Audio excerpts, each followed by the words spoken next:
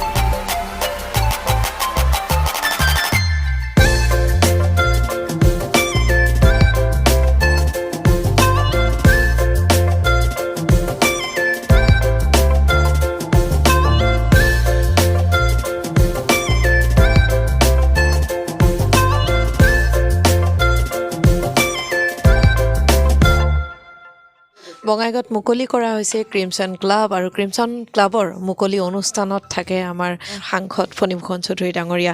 প্ৰথমে কি ক'ব? আচলতে ক'ব গ'লে বঙাইগাঁৱত নতুন ধৰণে আগবাঢ়ি আহিছে, কোম্পানীসমূহ আহিছে আৰু ইয়াত সংস্থাপন বৃদ্ধি পাইছে যুৱক যুৱতীৰ মাজত। প্ৰথমে ক'ম ক্ৰিমছন ক্লাবৰ বিষয়ে কি ক'ব আৰু সেই এটা ভাল দিশ সেই বিষয়ে কি ক'ব? চাওক, ক্ৰিমছন ক্লাবৰ শ্ব'ৰুম এটা আজি বঙাইগাঁৱত উদ্বোধন কৰা হ'ল আৰু ইয়াৰ পৰা এই কথাটো স্পষ্ট হৈ পৰিছে যে বঙাইগাঁও চহৰখন আগবাঢ়ি গৈছে, বঙাইগাঁও চহৰ বৃদ্ধি পাইছে, বঙাইগাঁও চহৰৰ তাৰমানে গুৰুত্বটো বৃদ্ধি পাইছে। এই কথাটো নিশ্চয় ক'ব লাগিব আৰু আমি আশা কৰিম যে এনেধৰণে বিভিন্ন ধৰণৰ কোম্পানী, বিভিন্ন ধৰণৰ ব্ৰেণ্ডৰ যেতিয়া শ্ব'ৰুম বঙাইগাঁৱত খুলিব, তেতিয়া বঙাইগাঁৱৰ জনসাধাৰণে অন্ততঃ তেওঁলোকৰ তাৰমানে কি হিচাপে তেওঁলোকৰ পচন্দৰ সামগ্ৰীসমূহ বা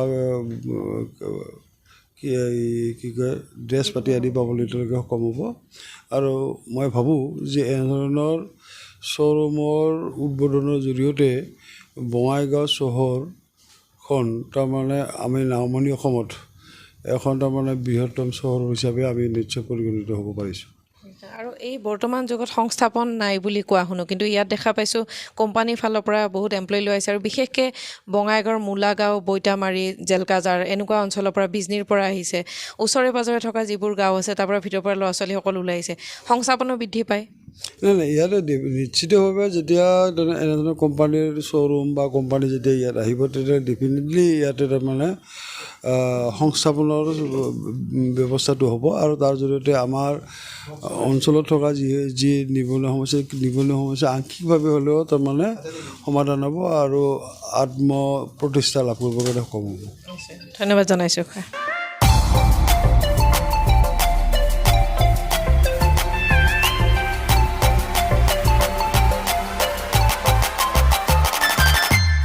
তো বঙাইগাঁৱৰ এই মানে মেইন ৰোড বৰপাৰা এৰিয়াত এনেকুৱা শ্ব'ৰুম আহিলে এই এৰিয়াৰ মানে উত্থানটো বেছি হ'ব, ভাল হ'ব, বিজনেছটো আকৌ বাঢ়িব আৰু ইয়াতে কৰ্মসংস্থানো ল'ৰা ছোৱালীবোৰে পাব, এইটো আশা কৰিছোঁ।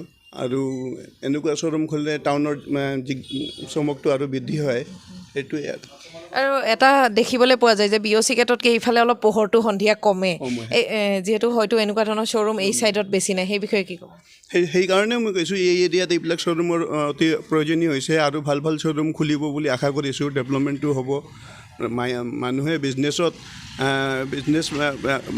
ইণ্ডাষ্ট্ৰী এইবিলাকত আৰু আগবাঢ়ি আহিব আৰু মানুহে ইয়াত সহযোগ কৰিব, এইটোৱে ভাবিছোঁ। এইটো আমাৰ ছেকেণ্ড নম্বৰ ষ্ট'ৰ হয় বঙাইগাঁও। আগত আমাৰ চাপাগুৰিত আছে অলৰেডি ইউনিভাৰ্চিটিৰ ফাৰ্ষ্ট ফ্ল'ৰত। এইটো আমাৰ ছেকেণ্ড ষ্ট'ৰ হ'ল মায়াপুৰীত, এইটো আমাৰ এক্সক্লুচিভ শ্ব'ৰুম হয়। তো ইয়াতে আমাৰ চিফ গেষ্টো আহিছিলে, অ'পেনিং গোটেইখিনি হ'ল। আজি আমাৰ গ্ৰেণ্ড অ'পেনিং আছিলে, তো এইখিনি আজি আমি চেৰিমনিখিনি পালন কৰিলোঁ। আৰু এটা ভাল লগা আছিলে যে আপোনালোকে যিখিনি এমপ্লয়ী ৰাখিছে লোকেল, আমাৰ মূলাগাঁও হওক, বৈতামাৰী, তেনেকুৱা গোটেইখিনি ইয়াৰ পৰা ষ্ট'ৰ মেনেজাৰলৈকে গোটেই ছেলছ এক্সিকিউটিভ গোটেইখিনি আমাৰ লোকেলে হয়, বঙাইগাঁও নিয়াৰ বাই এৰিয়াৰে হয়।